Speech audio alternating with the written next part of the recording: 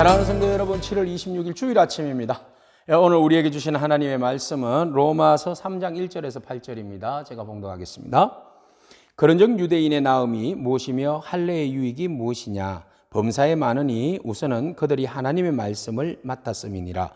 어떤 자들이 믿지 아니하였으면 어찌하리요? 그 믿지 아니함이 하나님의 믿으심을 패하겠느냐? 그럴 수 없느니라. 사람은 다 거짓되되 오직 하나님은 참되시다 할지어다. 기록된 바 주께서 주의 말씀에 어렵다함을 얻으시고 판단받으실 때에 이기려 하심이라 함과 같으니라. 그러나 우리 불의가 하나님의 의를 드러나게 하면 무슨 말하리요? 내가 사람의 말하는 대로 말하노니 진노를 내리시는 하나님이 불의하시냐? 결코 그렇지 아니하니라. 만일 그러하면 하나님께서 어찌 세상을 심판하시리요? 그러나 나의 거짓말로 하나님의 참되심이 더 풍성하여 그의 영광이 되었다면 어찌 내가 죄인처럼 심판을 받으리요?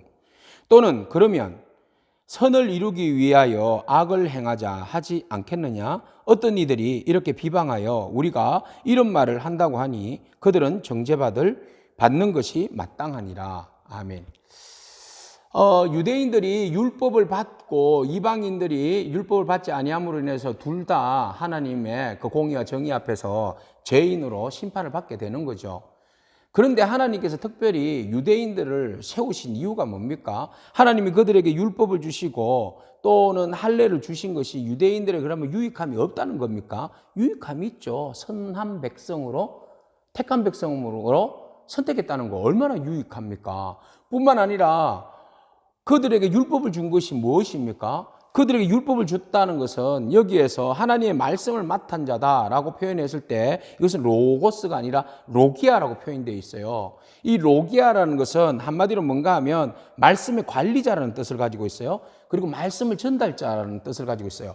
여러분, 이보다 더 귀한 사명이 어디 있어요? 유대인들이 그 말씀을 듣고 말씀을 전하고 말씀을 관리함으로 인하여서 하나님의 뜻을 온전히 이루어 나가는 거, 이거 굉장한 은혜입니다. 그 가운데서 이제 율법이 정의가 우리가 죄인인 것을 한정하죠. 네가 죄인이지만 하나님의 죄인이 그러면 하나님의 은혜를 구할 수밖에 없잖아요. 하나님 앞에 겸손할 수밖에 없고, 하나님 내가 죄인인 것을 알겠는데 이 율법의 정죄함으로 나를 멸하지 마시고 구원의 길을 열어주세요. 이렇게 겸손할 수 있잖아요. 그러니까 그 말씀의 진리를 더불어서 사람들에게 전달하는 거, 더 좋게 더 맛있고 재밌게 요리를 해서 전달하는 사명이 유대인에게 주신 사명이에요. 그런데 보세요. 그들이 어떻게 했어요? 3절에 어떤 자들이 믿지 아니하였으면 어찌하리요?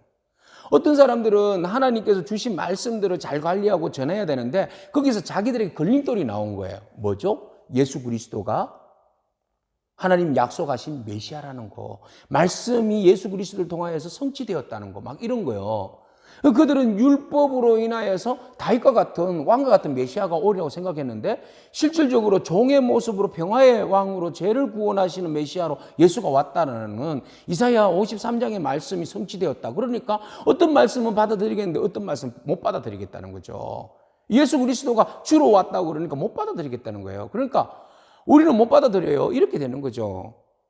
자기들이 못 받아들인다고 해서 그것이 효력성이 있습니까? 그래서 이렇게 이야기하는 거예요. 바울은 그 믿지 아니함이 어찌 하나님의 믿으심을 패하겠느냐?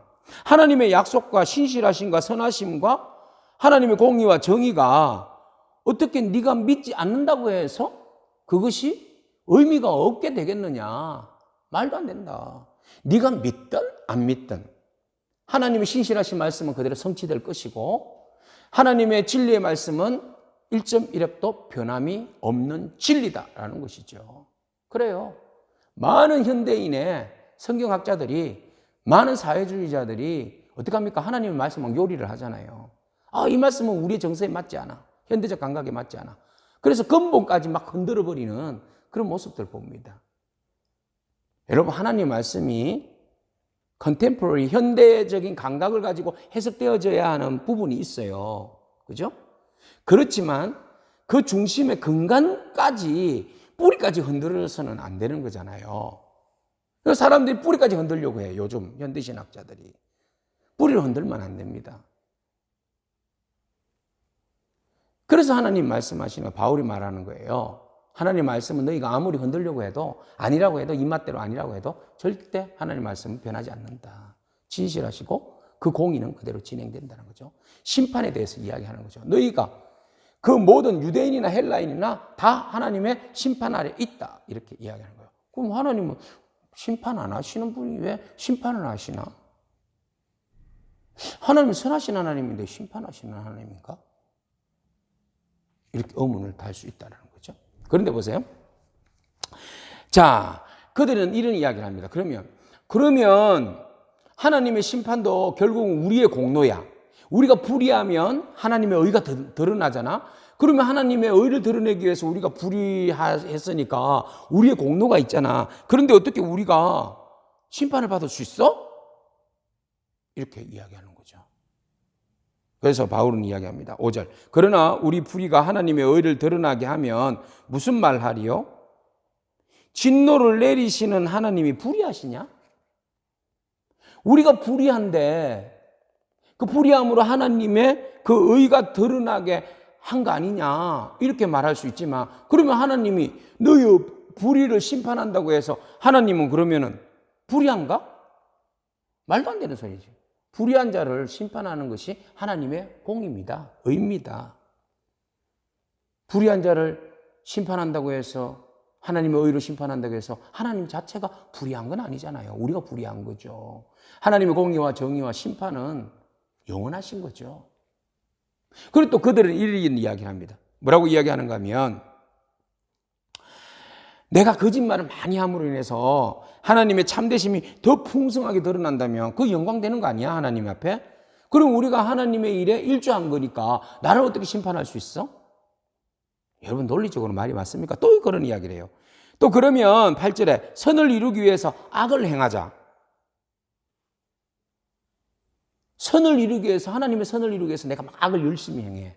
그러면 그것이 우리가 공로가 인정되는데 하나님의 선을 드러내는데 일조했죠? 하나님의 또 거짓말하는 데 있어서 참되게 하는 일에 일조했죠?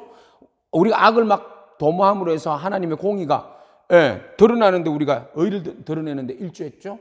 그러면 우리가 하나님의 심판을 받지 말아야 되지. 왜 하나님은 자꾸 심판의 하나님, 공의의 하나님 자꾸 우리를 죄인으로 몰아세워서 심판하려고 하냐고.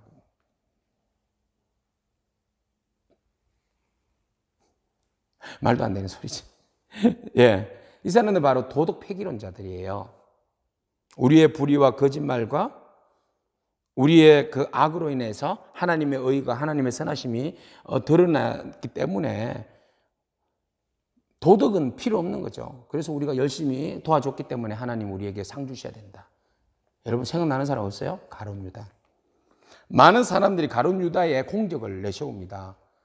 가룟 유다가 아니면 예수님의 그 십자가가 어떻게 이루어졌고 온 인류가 어떻게 구원받을 수 있어? 그러니까 가룟 유다의 행적이 정말 중요하니까 가룟 유다는 천국 갔을 거야. 심판받지 않았을 거야. 그의 의가, 그의 악의가 하나님의 공의를 드러내는데 일조했기 때문에 가룟 유다는 심판받지 않았을 거야. 이렇게 이야기하는 사람들이 많다는 거예요. 여러분, 목적을 이루기 위해서 잘못된 수단이 정당화될 수 없잖아요. 그죠? 하나님의 선한 목적을 위해서 수단이 아무렇다면 어때? 잘못되면 어때? 잘못되었으면 어때? 이건 아니라는 겁니다. 하나님의 목적을 이루기 위해서 수단도 건강해야 됩니다. 우리가 하는 모든 일들까지도 선한 일로 함께 해야 한다는 겁니다. 자, 이렇게 하나님의 참되심을 우리가 바르게 이해할 필요가 있어요. 그죠? 하나님은 선하십니다. 하나님 우리에게 말씀을 주신 것을 우리가 곡해하고 잘못 해석하면 안 됩니다. 하나님은 의로우신 분입니다. 공의로우신 분이요, 하나님은 심판하시는 분입니다. 뭐에 대해서? 우리의 악과 죄에 대해서 말이죠. 그러나 반대로 하나님은 사랑의 하나님, 인자의 하나님, 용서의 하나님이십니다. 구원의 하나님이시고 생명의 하나님이십니다.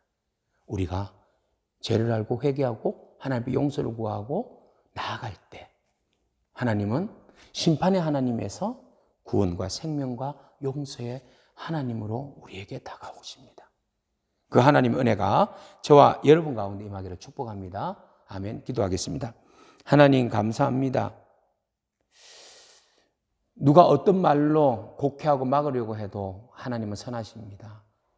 하나님은 공의를 베풀어 주시는 분이십니다. 하나님은 우리에게 공의와 정의로 심판하시는 분이십니다.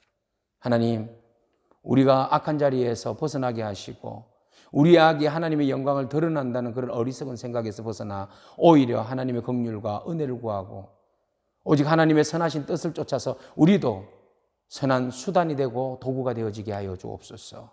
그리함으로 하나님의 온전하신 구원의 뜻이 우리의 삶을 통하여서 이루어지게 하옵소서. 예수님의 이름으로 기도합니다. 아멘. 오늘도 믿음으로 승리하기를 축복합니다. 아멘.